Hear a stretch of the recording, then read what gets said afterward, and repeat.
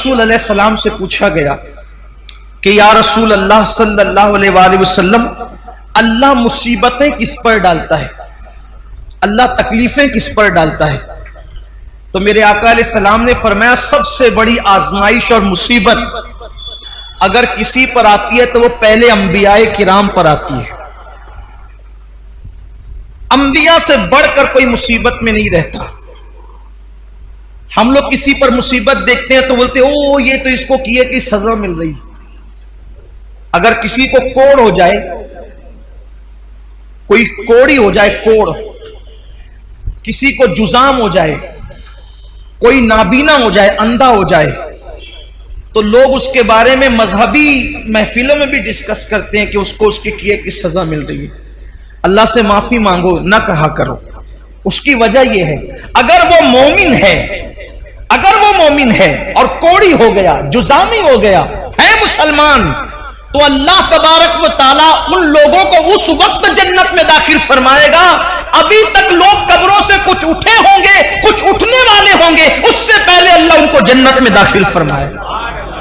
میں ابھی حدیث پڑھوں گا اس پر آپ کے سامنے۔ اس لیے کسی مسلمان کی تکلیف پر کوئی ڈسکس نہ کیا کریں، کسی مسلمان کی مصیبت پر کوئی، کچھ لوگ نابینا ہونے پر بھی کہ کوئی اندھا ہو گیا، اچھا تھا اندھا ہو گیا، اس پر مذاق اڑاتے ہیں۔ مذہبی حلقوں میں باضابطہ اسٹیجوں پر مذاق اڑایا گیا ان بزرگوں کا جن کو آخری عمر میں لمبی عمر ہونے کی وجہ سے یا ضعف ہونے کی وجہ سے آنکھوں کی بینائی چلی گئی تھی، کیا کیا ان کو نام دیے گئے۔ حالانکہ لوگ یہ بھول گئے کہ حبر الامہ، رئیس المفسرین سیدنا عبداللہ ابن عباس رضی اللہ تعالیٰ عنہ بھی آخری عمر میں نابینا ہو گئے تھے۔ لوگ کہتے ہیں اپنے کیے کی سزا بھگت رہے، میں کہتا ہوں ابن عباس نے کیا کیا تھا۔ حضرت جابر ابن عبداللہ انصاری جن کے گھر حضور علیہ السلام کی دعوت مشہور ہے، آخری عمر میں وہ نابینا ہو گئے تھے۔ کئی صحابہ کے نام لیے جا سکتے ہیں جو آخری عمر میں نابینا ہو گئے تھے، لیکن یہاں تو بس علم نہیں ہے، بلکہ اگر کچھ پڑھا، ہم نے کچھ پڑھ بھی لیا ہے تو ہمارے علم پر ہماری جہالت غالب آتی ہے۔ کسی بھی مسلمان اور مومن کو تکلیف میں دیکھو، ہم نے کوئی اس پر ڈسکس نہیں کرنا، بس یہ دعا کرنا اللہ اس کی مشکل آسان کر دے اور ہمیں اس مصیبت سے بچا لے۔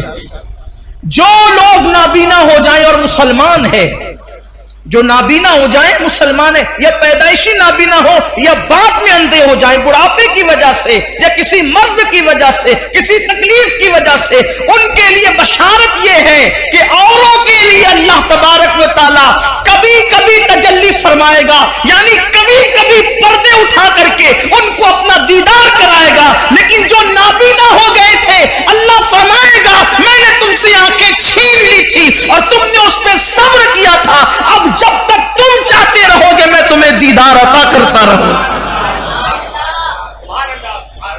جب تک چاہتے رہو گے میں تمہیں دیدار عطا، مگر شرط یہ ہے کہ وہ صبر کریں۔ دیکھو مصیبت آئے تو صبر شرط ہے۔ جو مصیبت میں واویلا کرے ناکام ہے، مصیبت میں شکوہ کرے ناکام ہے، مصیبت میں شکایت کرے ناکام ہے، لیکن جو صبر کرے، صبر اصل چیز ہے۔ صبر، سارے انعامات اس وقت ملیں گے جب وہ صبر کرے۔ آقا علیہ السلام نے فرمایا سب سے زیادہ مصیبت نبیوں پر آتی ہے، پھر جو نبیوں سے قریب ہوتے ہیں ان پر آتی ہے، پھر جو ان سے قریب ہوتے ہیں ان پر آتی ہے۔ یعنی مصیبتیں ہیں کس کے لیے؟ بلکہ ایک حدیث پاک یہ بھی ہے، اللہ کے رسول علیہ السلام وضو کر رہے تھے، یہاں پر تھوڑا عشق رسول کا باب بھی کھلے گا، واہ ہوگا، عشق رسول کا باب بھی واہ ہوگا، اور ہم دیکھیں گے کہ ہم میں کون عاشق رسول ہیں۔ حضور علیہ السلام وضو فرما رہے تھے اور پانی حضور علیہ السلام کے وضو کا ڈھلان کی طرف بہ رہا تھا، وضو کا پانی ڈھلان کی طرف بہ رہا تھا۔ ایک صحابی تھے وہاں موجود، انہوں نے عرض کیا یا رسول اللہ صلی اللہ علیہ وآلہ وسلم میں آپ سے عشق کرتا ہوں، محبت کرتا ہوں آپ سے۔ حضور نے فرمایا صلی اللہ علیہ وآلہ وسلم کیا کہا تم نے؟ حضور میں آپ سے عشق کرتا ہوں۔ کریم آقا جس کے کان لال کرامت ہے، دور و نزدیک کے سننے والے وہ کان لعلے کرامت پہ لاکھوں سلام. حضور علیہ السلام نے تیسری بار پوچھا کیا کہا تم نے؟ حضور میں آپ سے عشق کرتا ہوں. آقا فرماتے ہیں تو اگر تو واقعی مجھ سے عشق کرتا ہے تو مصیبت اور آزمائشوں کے لیے تیار ہو جا، کیونکہ جو ہم سے عشق کرتا ہے اللہ اس پر مصیبتوں کے دروازے کھول دیتا ہے، اللہ اس پر تکلیفوں کے دروازے کھول دیتا ہے. ہم سے محبت کرنے والوں پر آزمائش اور مصیبتوں کے دروازے اتنی تیزی سے کھلتے ہیں اور مصیبتیں اس کے پاس اتنی تیزی سے بھاگ کر آتی ہے، جیسے یہ وضو کا پانی تیزی سے ڈھلان کی طرف گر رہا ہے ویسے مصیبتیں تیزی سے اس کے پاس آتی ہے. اب آپ مجھے بتائیں، جب ہم عاشق ہی بنے ہیں، جب ہم نے عشق کا دعویٰ ہی کیا ہے تو پھر ہم مصیبتوں سے گھبراتے کیوں ہیں؟ ہم بلاؤں سے گھبراتے کیوں ہیں؟ اس لیے کہ مصیبتیں تو عاشقوں کے لیے ہے، مصیبتیں تو محبوب سے محبت کرنے والوں کے لیے. آپ دیکھیں جس کو ہم مشکل کشا کہتے ہیں، پوری زندگی مشکل میں گزری، جس کو ابن مشکل کشا کہتے ہیں، اے دل بگیر دامن سلطان اولیاء یعنی حسین ابن علی جان اولیاء. پھر ان کی مصیبتیں دیکھ لیں، پھر سیدہ زینب پاک کی مصیبتیں دیکھ لیں، پھر جناب غازی عباس کی مصیبتیں دیکھ لیں، پھر اسی طریقے سے اونا محمد کی مصیبتیں دیکھ لیں، پھر سیدہ سکینہ کی مصیبتیں دیکھ لیں. اسی طریقے سے جو ہے اللہ اکبر سیدہ بی بی پاک سیدہ فاطمہ الزہرا کی ان کی خود کی مصیبتیں دیکھ لیں. ہمارے بزرگوں نے فرمایا 40 راتیں کسی پر ایسے گزر جائے، 40 راتیں کسی پر ایسے گزر جائے کہ اس پر کوئی مصیبت نہ آئے، وہ اپنے ایمان کی خیر منائے، وہ اپنے ایمان کا احتساب کرے 40 دن کے اندر. اب اس کو امام اہل سنت نے بہت خوبصورت انداز سے مزین کیا. فرمایا 40 راتوں میں تینوں میں سے کوئی ایک آنا چاہیے، علت، عین سے علت، اور سے قلت، وال سے ذلت. علت، قلت، ذلت. 40 راتوں میں سے ایک مقام ایسا آنا چاہیے کوئی ایک رات میں. علت، یا تو بیمار پڑ جائے، سر دردی ہو یا بخار آ جائے، کوئی بیماری ہو، پیر ہی دکھے، کانٹا ہی چبھے، کوئی نہ کوئی بیماری آ جائے. اگر بیماری نہ آئے، قلت، پیسے ختم ہو جائے. 40 راتوں میں کبھی کوئی ڈبہ بھی بچ جائے کہ ہم بھی خالی ہو گئے تو مشکل بھی آئے کہ یار کچھ لانا بھی ہے، جیب بھی خالی ہے. ذلت، کوئی ذلیل کرے. دیکھو اب یہاں اپنے ذوق کے مطابق بات کرنا چاہتا ہوں. کوئی عاشق ہو اور ذلیل نہ ہو، مجھے اس کے عشق میں شک ہے. کیوں؟ اس لیے کہ دیوانہ ہی تو ذلیل ہوتا ہے. دیوانہ ہی ذلیل ہوتا ہے، فرزانے تھوڑی ذلیل ہوتے.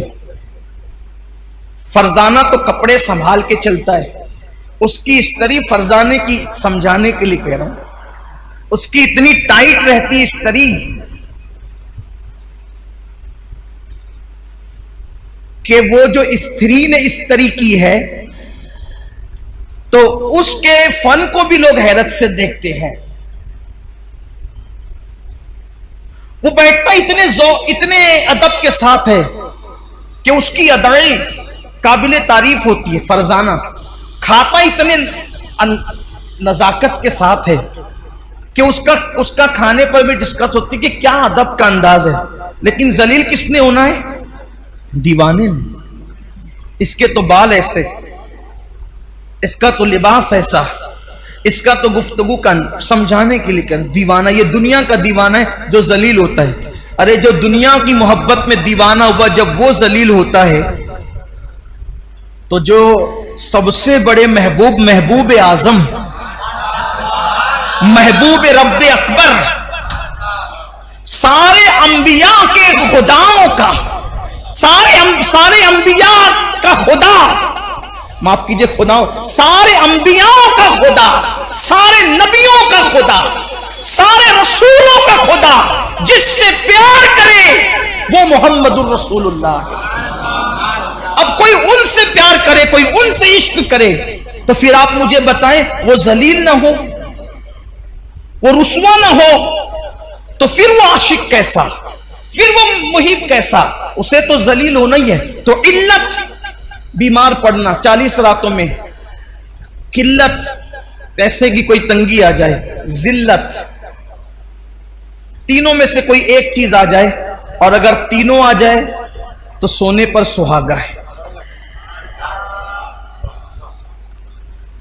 میں یہاں پہنچ کر تو یہ ضرور کہتا ہوں کہ 40 راتیں نہیں بلکہ شکر کے طور پہ کہتا ہوں کہ 10 سے 11ویں رات نہیں آتی, 2 چیزوں سے تو سابقہ پڑتا ہی رہتا ہے. علت بھی ہو جاتی ہے, علت بھی ہو جاتی ہے, اور عالمی پیمانے پر فیس بک اور یوٹیوب پر اور واٹس ایپ پر کچھ ذلت بھی ہو جاتی ہے. تو دل کو اطمینان ہوتا ہے کہ ابھی ایمان کا طوطا اڑا نہیں ہے, ابھی ایمان کا طوطا اڑا نہیں ہے. اور رہی بات ذلت کی, تو حضور تاج الشریعہ نے بہت اچھا شعر کہا تھا, اگر محبوب کے لیے ذلیل ہونا پڑے تو پھر یہ ذلت نہیں ہے بلکہ یہ بھی عزت ہے. وہ کہتے تیری خاطر ذلیل ہونا ہے میری عزت.